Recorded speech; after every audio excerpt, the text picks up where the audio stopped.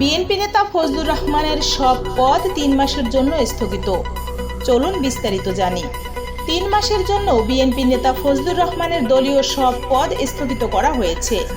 শোকজের জবাব সন্তোষজনক না হওয়ায় এমন সিদ্ধান্ত নিয়েছে বিএনপি। অভিযোগ রয়েছে, জুলাই গণ অভ্যুত্থান নিয়ে তিনি ক্রমাগত কুরুচিপূর্ণ ও বিভ্রান্তিকর বক্তব্য দিচ্ছিলেন। মঙ্গলবার ২৬ আগস্ট সন্ধ্যায় বিএনপির একটি নির্ভরযোগ্য সূত্র বিষয়টি নিশ্চিত করেন।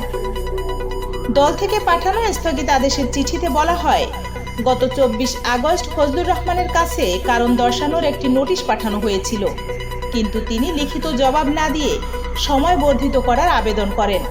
সেই আবেদনের প্রেক্ষিতে আরও ২৪ ঘন্টা সময় দেওয়া হলেও মঙ্গলবার দেওয়া সেই জবাব তার দলকে সন্তুষ্ট করতে পারেনি।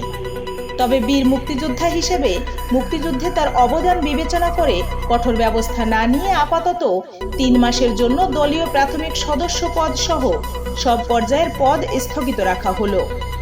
চিঠিতে আরও উল্লেখ করা হয়, এখন থেকে তিনি টকশো বা সামাজিক যোগাযোগ মাধ্যমে বক্তব্য দেওয়ার সময় যেন দেশের মর্যাদা, দলের নীতিমালা ও জনগণের ধর্মীয় অনুভূতি ক্ষুণ্ণ না হয়, সেদিকে সর্বদা সতর্ক থাকতে হবে। বিএনপি নেতা ফজলুর রহমানের পদ স্থগিত রাজনৈতিক অঙ্গনে তৈরি করেছে নতুন আলোচনার ঝড়। এই নিয়ে আপনার মতামত কি, কমেন্টে জানাতে ভুলবেন না। আর সর্বশেষ খবর পেতে সাবস্ক্রাইব করুন বিআইএম নিউজ। পাশে থাকুন সত্য নির্ভরযোগ্য সংবাদে। দেখা হবে পরবর্তী নতুন কোনো ভিডিওতে। ততক্ষণ ভালো থাকুন, সুস্থ থাকুন, নিরাপদে থাকুন। ধন্যবাদ।